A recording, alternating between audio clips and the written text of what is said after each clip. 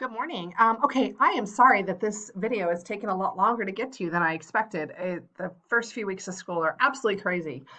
So I wanted to show you what MindTap is. And MindTap actually is bundled with the book in the bookstore with the loose leaf version. That would be the least expensive version. And it's something that instructors are using for this course at Rio Hondo and at other schools. So I just wanted to show you what it looks like. I'm actually inside of your instructor account right now, and I've loaded the MindTap portal. So what you do is you say create a course, and MindTap comes to life. It's like an ebook that comes to life. So, and you'll see what I mean when we get into it. All I've said is create a new course. I'm just going to say demo SOCH. And then I give a start and end date to it. Students get 2 weeks of free access from the start date. So they're able to get into the book and into the work right away without having to get to the bookstore quickly or anything like that. So they get free access for 2 weeks. So I've just simply created a course based upon my course name and my start and end date. And now I have my course information for my students. So essentially, they would use this URL to get into the course directly or this course key. There's instructions right here. This can also be integrated into Canvas, wherein you wouldn't even need any of these things. But that's something that if you decide that you do want to use MindTap, we can get into at a later date. But as you're reviewing, I wanted you to see what this looks like.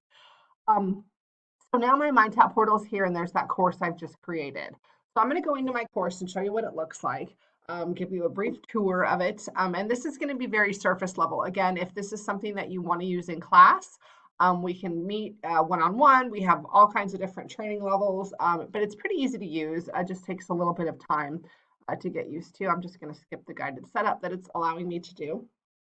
And I have to agree once to this, and we've accepted, and now this is MindTap. MindTap looks the same for students as it does for instructors, except you have the ability to edit anything that you see. I'm going to skip this tour again. So we have here our learning path, which I'll show you in just a second. This is an at-a-glance gradebook, wherein when students begin to take activities, you will see them populate right here, where you can just hover over the student and kind of see where their recent activity scores are. Now, to not have this in my full view because down here at the bottom we have the full grade book that gives you all those reports. So what I always do is I go up here to my name, go to course settings, dashboard, and I click this off, and that allows me to work from a bigger plane with the learning path. So again, the ebook is included or encompassed within MindTap. So students actually also have the ability to just access MindTap on its own without any hard copy book. A lot of students, as you probably know, are very digital savvy and they're looking for this kind of experience now. So again, everything that you see is completely customizable. So we lay everything out into chapter, and every chapter will be very uniform. So students will expect to see the same things in each chapter. If I expand a chapter, I'm going to see my visual summary of the book first, which is what, again, they'll see in every chapter at the very beginning. You can actually go into this after you watch this video and click into any of these things and experience them as students. Again, anything that you see is customizable, including the way the names are. You can add start and end dates are available and due dates to everything. So we have the visual summary first. Then we have the ebook here. If I click into the ebook, because many students will just access the ebook on its own, I'm going to show you how functional it is. Students can actually have the ebook read to them. So let me just go into any part of the ebook. If I highlight pages of the ebook and click up here on my read speaker, the ebook will be read to me. If I don't highlight anything and click from the first portion, it'll read from the very beginning. But when I do actually highlight things, this comes up here and I'm able to color coordinate highlights. I can also add notes. The notes are automatically stored on the page, on my notes page here, as are the highlights. I also have the ability to add flashcards. So I'm going to show you in a second the student resource, the flashcards. It's over here on the right side. Oh, where's my flashcards? Here we go. But as students are using the ebook, they can actually add a flashcard to that flashcard deck right here. We can change the font sizes, bookmark pages, print pages of the ebook as well. So it's very functional. Students can go to the chapter contents back at any time, and they can also search. So if they're looking for a specific page number or key term, they can search and it'll come right up for them. So that is the ebook here. They'll find the ebook in two places. It's either organized within the learning path here, or it's on in the more traditional view right here, where it starts from page 1 and they see the book cover and everything. Then we have practice questions. We have a connect concepts to the news quiz, which is, kind of that currency, and an application, and then a practice test. And again, everything can be changed here or edited. And I do that by turning my edit tab on here. And I'm not going to get too much into that. I just want this to be a tour, but I want to show you some of the functionality. So this is where I can actually edit things from this level. I can also hide things. So if there's things I don't want students to see, I can hide them. If there's a chapter I don't cover, I can hide the entire chapter. Perhaps maybe I want everything in chapter 2 to be available at a certain time and due at a certain time. I can actually click this one here and it goes with everything below it. I can batch action the item, edit dates where I would set an available date and a due date, and then that would populate down to each of those items within the chapter. On an individual level, I can also edit practice or edit the options of anything. So here's where I can actually change the description.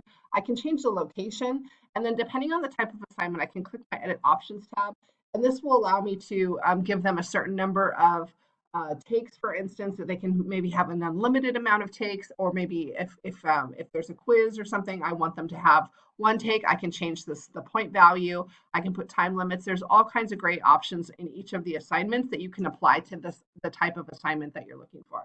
I always tell instructors kind of go through, see what you like and what you don't like in one given chapter, edit it to your very specific parameters, and then actually we can take your mapping of chapter 1 or chapter 2, and we can create the same thing in the rest of the chapters so that you're not having to go through each one of those. So again, the chapters organized, very similarly in each one. The students are going to know what to expect and know what to find. Again, in each of those chapters, they're going to see the exact same things. Anything that is also says count towards grade, like I said, I can change the point value, but I can also move things into practice. So if there's something I don't want to flow into my grade book, I can simply move it into practice through the edit mode, and it puts it into a practice mode. Moreover, I can even add more content. So all of the test banks and the quiz homework banks all live within this system. And again, something that we could get into at a later time, but I can actually add midterms, quizzes, more homework activities, etc., right into the learning path.